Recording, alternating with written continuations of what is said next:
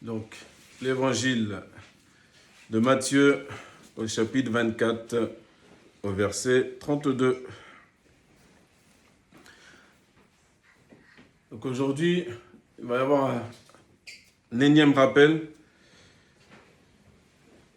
qu'il faut comprendre que notre âme est descendue sur terre pour une mission.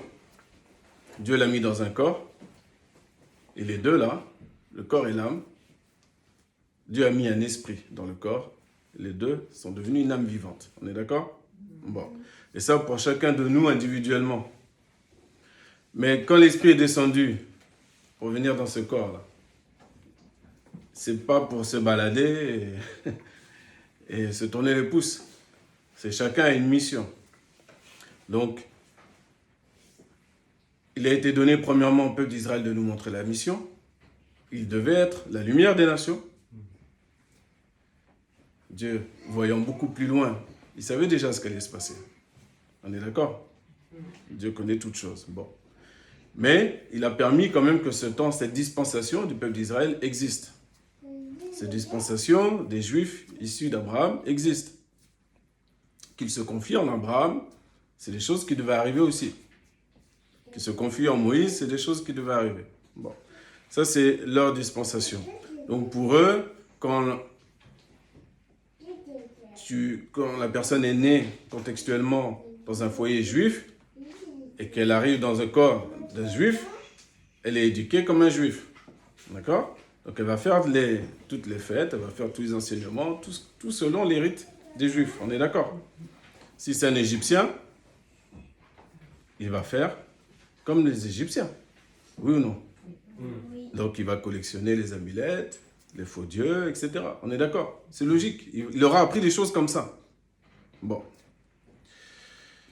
Maintenant, ces deux peuples-là vont être côte à côte.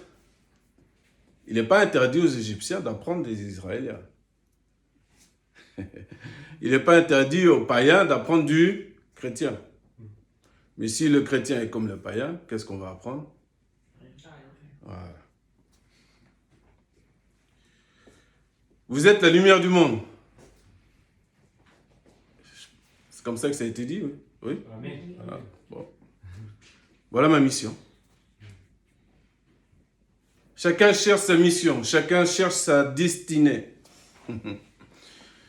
Un mot qui revient très régulièrement dans nos milieux. La destinée. L'un veut une destinée pour servir telle manière, l'autre pour chanter telle manière, l'autre pour ceci, telle manière. C'est pas mauvais.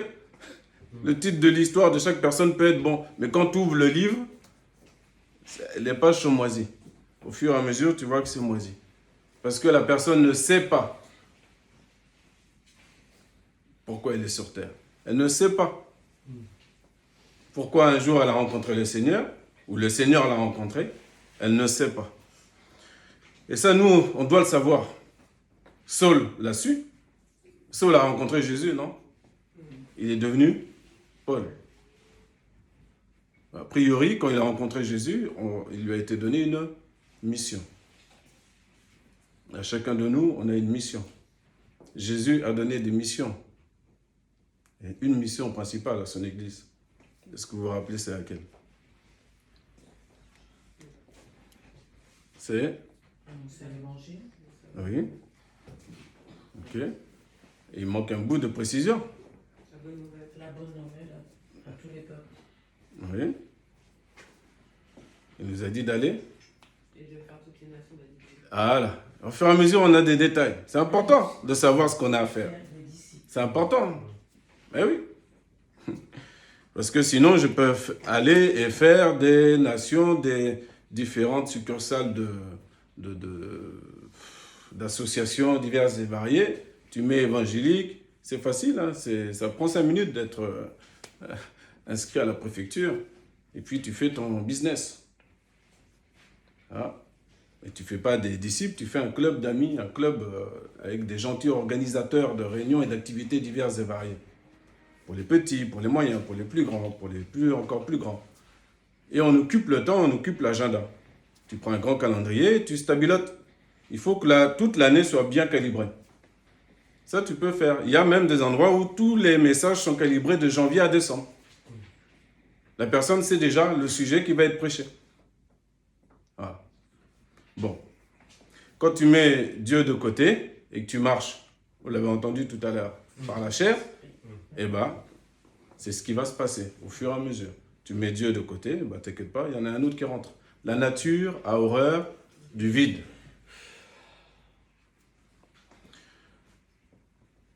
Ne vous inquiétez pas, on va lire la Bible. Il faut toujours avoir du support. Toujours. Si Paul a donné le conseil, on ne va pas faire autrement. Puisqu'il y a quelqu'un qui a donné le conseil à Paul. La nature a horreur du vide. Mais j'aime rappeler, et ensuite on va lire, j'aime rappeler une chose. Nous, et notre chair veut toujours, et c'est normal, on l'a lu, elle ne peut pas se soumettre à la volonté de Dieu. Donc elle va chercher toujours la facilité, ce qui lui plaît, ce qui lui convient. D'accord? Ce qui lui fait du bien. Et l'esprit, quand quelqu'un est conduit par l'esprit, quand il prie, quand il intercède, quand il lit la Bible, quand il médite, quand il parle à quelqu'un qu'il rencontre pour la première fois en ville, il va voir une ouverture, il va lui parler du Seigneur, ce sera fait de la manière que ce sera fait. Mais il n'aura plus de montre, comme par hasard. Il est plus soumis au temps, parce qu'il n'est pas dans sa chair. Il est plus soumis à son estomac, à son nombril. Dis que ces pains-là, si tu es fils de Dieu, ces pains-là, transforme-les. Ces pierres, transforme-les en pain. Non, ça n'a plus de poids pour lui. Ça n'a pas de poids sur lui. Parce qu'il est rempli de l'esprit. Donc il ne pense pas à son prochain repas. Eh oui. Il est concentré sur ce qu'il a à faire.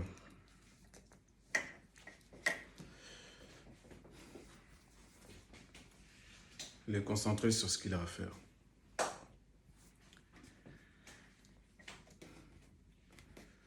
Le monde a toutes sortes d'activités. Nous aussi, il faut faire attention, on peut avoir aussi toutes sortes d'activités. Mais on peut oublier pourquoi on les fait. Mais quel est l'essence même de ces activités-là? Certains diront, aller dans les rues, annoncer l'évangile. C'est hier ou avant-hier qu'on s'est vu? Hier, on s'est croisés, oui. Ma soeur il y avait du monde dehors, il faisait beau. Hein? Donc c'est ce qui se passe chez nous. Hein. Dès qu'il y a un rayon de soleil, tout le monde est dehors. Et c'est normal, puisqu'il pleut presque jamais en Bretagne. Hein? Là, on s'est croisés ce jour-là. Tu pourras confirmer ou infirmer. Mais en tout cas, tout le monde était dehors. Quand je dis tout le monde, c'est quoi? Je rencontre ma soeur à un endroit dans la ville. Et puis, on discute. Et je vois son visage en bonne santé, en bonne forme. Je suis rassuré. Juste par la vue, il faut aussi bien... Dieu nous a donné aussi des yeux pour bien voir. Donc, ça m'a fait plaisir.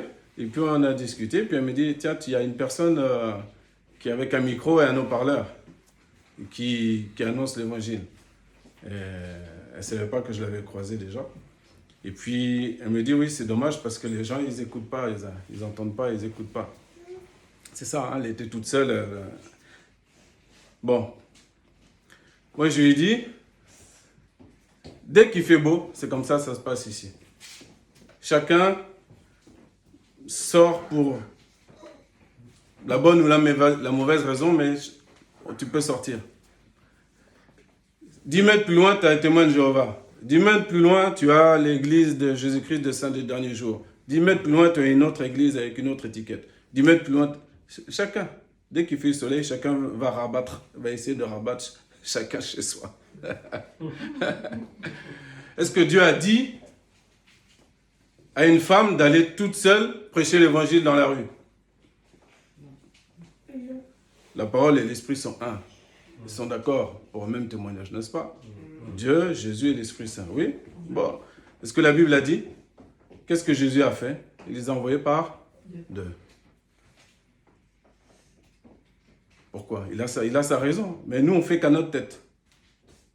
Donc, comme on ne fait qu'à notre tête, on a les résultats qui sont liés à ce qu'on fait par notre tête. Toi, comme moi, comme quiconque. Et quel que soit que, pourtant le titre,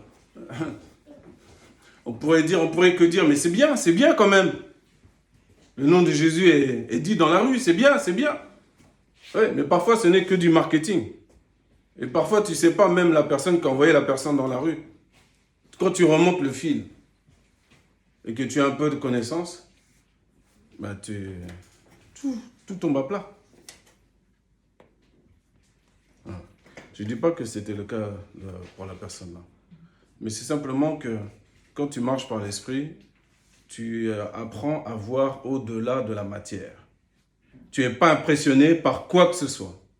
Ni par une prière, ni par un chant, ni par une prophétie, ni par quoi que ce soit. On n'est pas impressionné. Là où on doit être impressionné, c'est ce que Jean il nous a dit par quoi on doit être impressionné.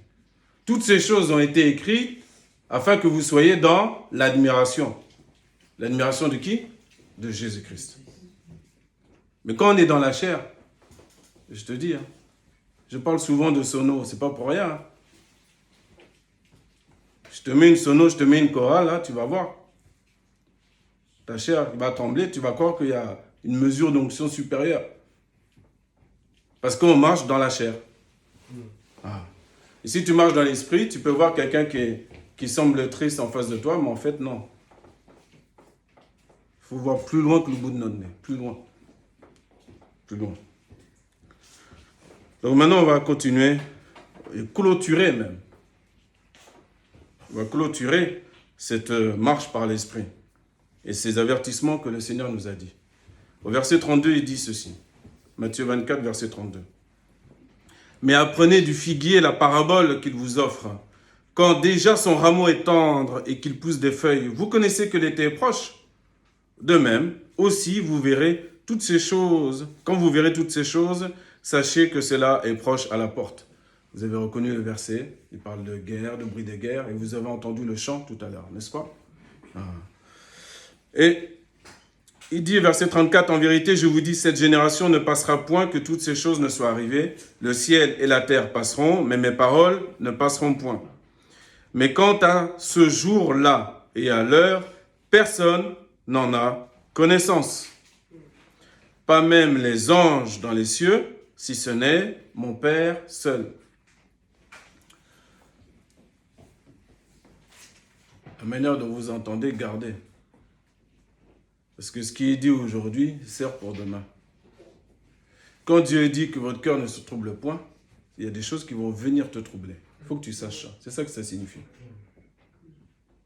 Donc, quand on t'annonce la parole que tu as déjà entendue, cette histoire, tu l'as entendue plein de fois. Mais est-ce que toutes ces fois-là, tu gardais, tu étais attentif à ce qui va arriver? Ne pas se laisser perturber. On va aller directement au chapitre 25, verset 1er. Et on va voir aussi de manière concrète, avec la pédagogie de Jésus, ce que signifie de nouveau encore marcher par l'esprit. D'accord? Matthieu 25, verset 1er. Alors le royaume des cieux sera fait semblable à 10 vierges qui, ayant pris leurs lampes, sortirent à la rencontre de l'époux. Et 5 d'entre elles étaient prudentes et 5 folles. Celles qui étaient folles, en prenant leurs lampes, ne prirent pas d'huile avec elles. Mais les prudentes prirent de l'huile dans leur vaisseau avec leurs lampes. Or, comme l'époux tardait, elles s'assoupirent toutes et s'endormirent. Mais au milieu de la nuit, il se fit un cri. Voici l'époux, sortez à sa rencontre. Alors toutes ces vierges se levèrent et apprêtèrent leurs lampes. Et les folles dirent aux prudentes, donnez-nous de votre huile, car nos lampes s'éteignent. Mais les prudentes répondirent, disant, non, de peur qu'il n'y en ait pas assez pour nous et pour vous. Allez plutôt vers ceux qui en vendent et achetez-en pour vous-mêmes. Or, comme elles s'en allaient pour en acheter, l'époux vint, et celles qui étaient prêtes entrèrent avec lui aux noces, et la porte fut fermée. Ensuite viennent aussi les autres vierges, disant, Seigneur, Seigneur, ouvre-nous.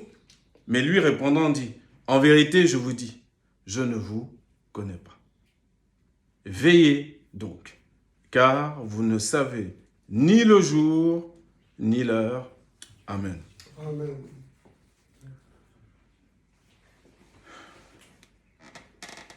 Donc là, on voit qu'il y a une responsabilité individuelle. On est d'accord? Bon.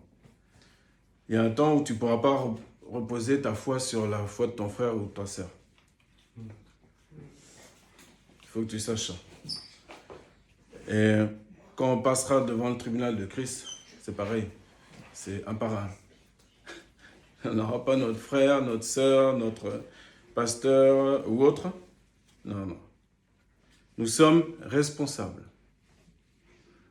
Responsables d'entendre. Et Jésus est amour, donc il prévient quand même plusieurs fois. Il dit, voilà, prenez garde. Comment vous entendez? Prenez garde. Ce matin, on vous a rappelé encore des choses qui vous ont été déjà dites il y a des années en arrière. Si on est triste toute l'année constamment, il y a un souci. Si on n'est pas dans Romains 8, dans cette libération de toute condamnation, quelle qu'elle soit, il y a un souci.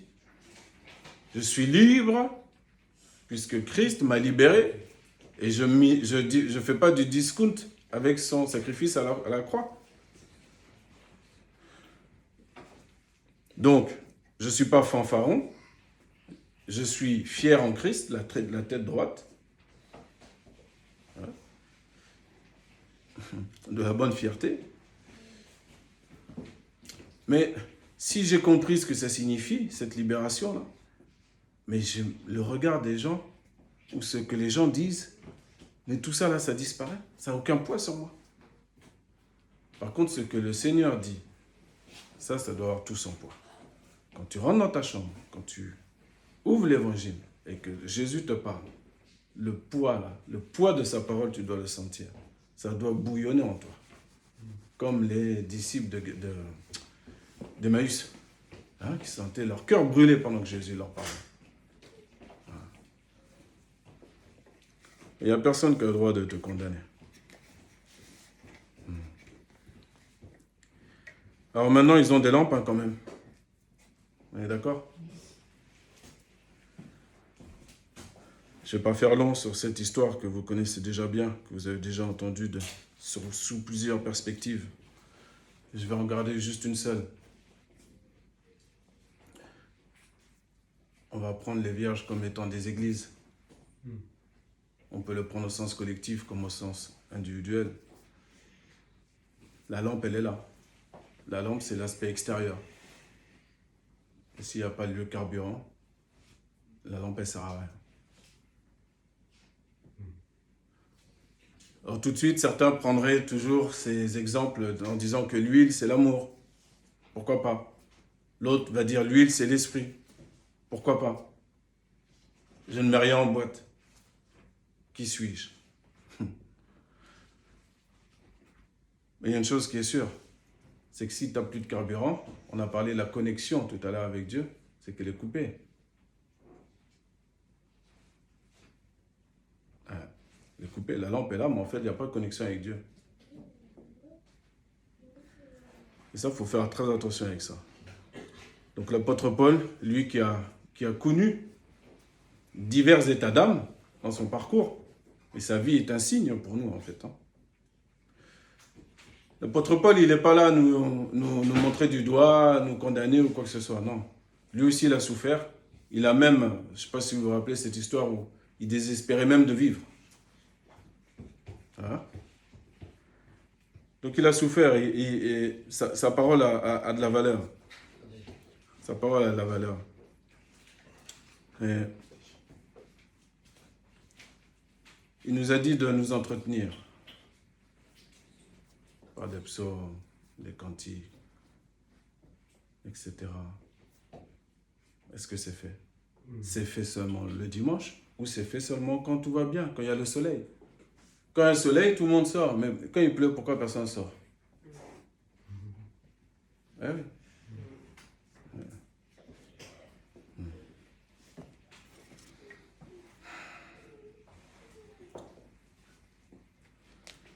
Jésus ne condamne pas. Il nous rappelle les choses importantes parce qu'il veut que nous tous, nous soyons là pour manger cette nouvelle Pâque avec lui. Voilà. Mais il nous prévient qu'il ne faut pas rêver. Hein. Si tu n'as pas d'huile, la porte sera fermée. Si quelqu'un n'a pas l'esprit de Christ, il ne lui appartient pas, dit la parole de Dieu. Donc quand quelqu'un te dit « je suis croyant », ce n'est pas suffisant. Le monde entier est croyant en toutes sortes de choses. Et ce n'est pas le monde entier qui a l'esprit de Christ en lui.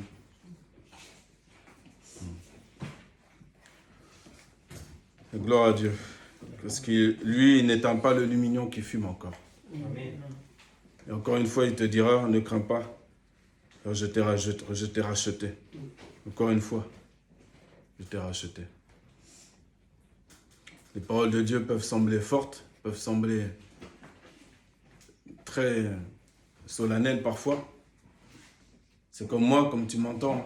Par exemple, ma sœur, quand elle m'a entendu faire cette réflexion sur la personne qui prêche l'évangile avec son micro toute seule, tu pourrais croire que ma réflexion est trop forte. Mais c'est parce que j'ai la vision globale et que je ne m'arrête pas à un point. Mais je prends la hauteur pour voir les choses globales, de manière globale. Sinon, tu ne sais pas comment te diriger dans ce monde. La parole de Dieu dit, ce ne sont pas tous qui sont enfants de Dieu. Et que même le diable, il se déguise en ange de lumière. Ah oui. Donc nous, si on n'a pas un minimum de prudence, on est cuit. Hein. Faut pas croire. Hein. On est cuit. On peut se faire avoir aussi. Donc veillons à ce que nous ayons toujours de l'huile, qui représente cette, je dirais, cette relation avec Dieu, cette soumission à Dieu, à sa parole. Cet amour qui nous lie à lui. Puisqu'on a appris à le connaître, on a appris que Dieu, ce n'est pas juste quelqu'un qui va nous dire « fais comme ci, fais comme ça, fais pas comme ci, fais pas comme ça ». On voit plus loin que le bout de notre nez. Et au fur et à mesure, on doit dépasser ce cap qui fait qu'effectivement, naturellement, cette lumière la brille d'une manière naturelle. Même sans que tu ouvres la parole, la bouche. Quelqu'un qui va s'asseoir à côté de toi dans le bus doit ressentir ça. Eh oui. Dans le bon sens. Et même si quelqu'un, par exemple, s'assoit à côté de toi et que c'est une personne qui fait des choses mauvaises dans les affaires des ténèbres, elle peut pas, normalement, elle ne peut pas rester à côté de toi. Elle ne peut pas. C'est pas possible. Elle va quitter. Ouais.